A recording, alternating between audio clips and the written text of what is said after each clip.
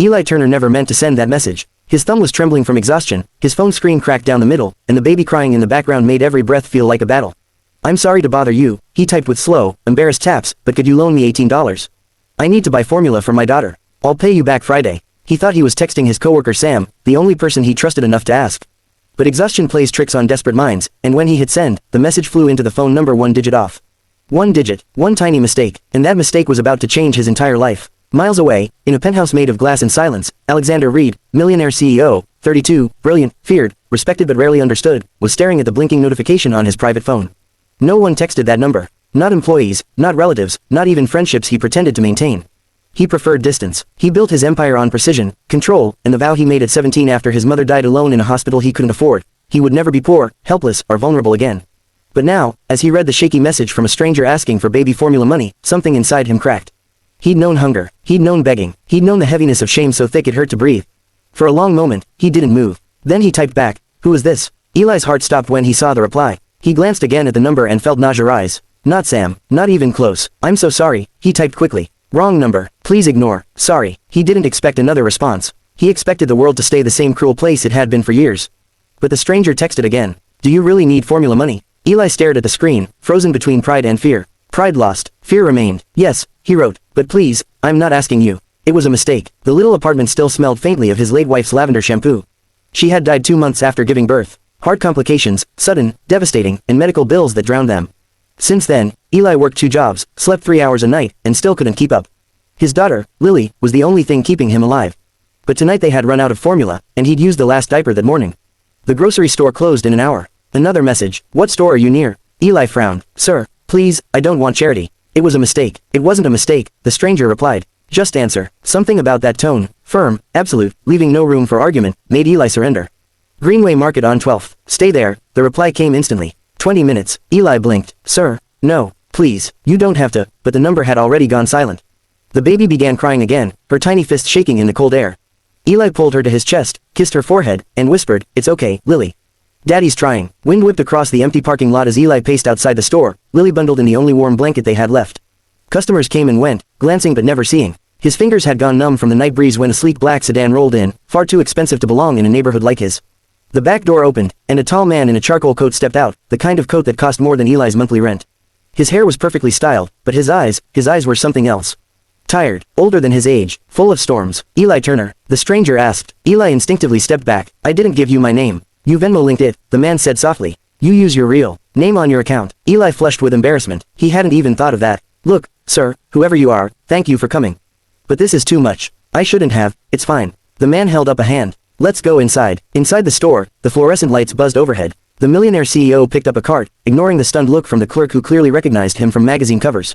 "Pick what you need," the man said. "Just formula," Eli whispered. "That's all. You said diapers too." "I didn't want to." "Pick what you need," the man repeated, softer this time. Something in the gentler tone made Eli's throat tighten. He placed 1 small can of formula and 1 pack of diapers into the cart. "More," the man said. Eli hesitated. "Sir, I'm not asking again." For a moment, Eli felt like a child being scolded. But not cruelly, more like someone reaching into the darkness to pull him into light. So he took more, a month's worth of formula, a few more diapers. Then, when he reached for the cheaper brand, the man quietly switched it for the higher quality one. At the counter, while the cashier rang everything up, the man pulled out a premium credit card. When the receipt printed, Eli swallowed hard. Almost $400, his entire weekly income. "Sir," he began, voice shaking, "I swear to you, I will pay you back every cent. I'm not a beggar, I'm just trying." The man finally looked him directly in the eyes. "I know." And then, unexpected as rain in the desert, "I grew up like you." Eli blinked. "No way." "Yes way," the man said with a tired chuckle. "My mom worked 3 jobs. I went hungry more days than I can count. I know what it's like to ask for help and be ignored."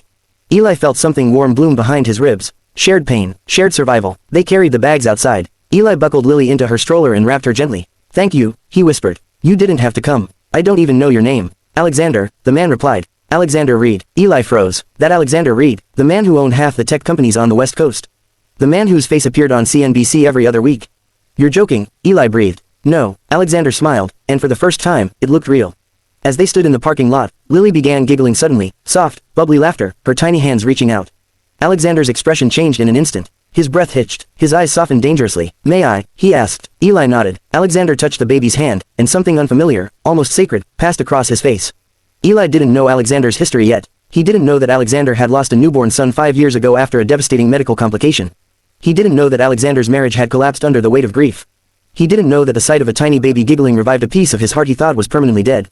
But he could see the emotion, the gentleness, the longing, and he understood enough. Alexander cleared his throat. Eli, what do you do for work? Part-time mechanic at Baxter's garage. And I drive delivery at night. Do you have childcare? I can't afford it. I take her with me to the garage. They let her stay in the break room. Alexander nodded slowly, his mind clearly running at CEO speed. Do you want a stable job? Eli blinked. I have 2 jobs. No, a stable job. With a salary, benefits, health insurance, and a daycare program. Eli's mouth fell open. What are you saying? I'm offering you a job at Reed Industries. Facility maintenance, good pay, day shifts. You can bring Lily to our on-site childcare center. Eli shook his head in disbelief. Sir, you don't know me. I know enough. You work hard. You sacrifice. You ask for help only when you were desperate. You love your daughter. That's all I need to know. Tears hit Eli's cheeks before he could stop them. He turned away, embarrassed, wiping them with the back of his hand.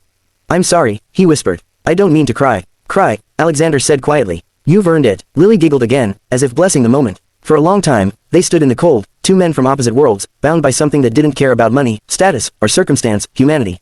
Simple, unfiltered humanity. Over the next weeks, Eli's life transformed. Reed Industries welcomed him with open arms. The steady paychecks meant hot meals, warm clothes, and bills paid on time. The company daycare adored Lily. For the first time in years, Eli slept without fear gnawing at his bones. And every Friday, he placed $20 in an envelope labeled, Repay Alexander, even though Alexander kept insisting he didn't owe anything.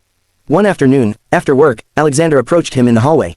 You're working hard, he said. You're doing well. I'm trying, Eli said, smiling shyly. Thank you for everything. Alexander hesitated, then spoke softly. Do you still want to repay me?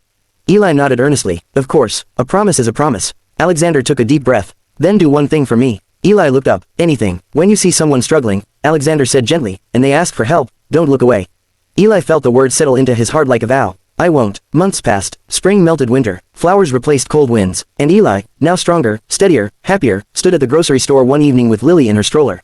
A woman ahead of him, wearing a worn coat, counted coins with shaking fingers. Her little boy tugged at her sleeve, whispering, Mama, I'm hungry. She whispered back, I know, baby. I know. Eli saw the embarrassment on her face. The fear, the same fear he once carried. The cashier said softly, Ma'am, you're short by $12. She looked down, defeated. I'm sorry, I'll put the milk back. Eli didn't hesitate. I've got it, he said, stepping forward. The woman turned, startled. No, I can't, it's okay, Eli said, smiling. It's not charity, it's just your lucky day. Her eyes filled instantly. Thank you, she whispered. Thank you so much. As the cashier rang up the items, Eli felt something warm bloom inside him. A circle completing itself, a promise kept, a life changed, because another life had changed his. Later that night, Eli texted Alexander a simple message. I paid it forward today. Alexander replied within seconds. Good. That's how the world becomes softer. Under the dim glow of his lamp, Eli lifted Lily into his arms. She looked healthier, happier, stronger now. He kissed her forehead and whispered, one wrong number saved us, baby girl. One wrong number. And somewhere in a penthouse glowing over the city, Alexander Reed set aside his phone and looked out the window.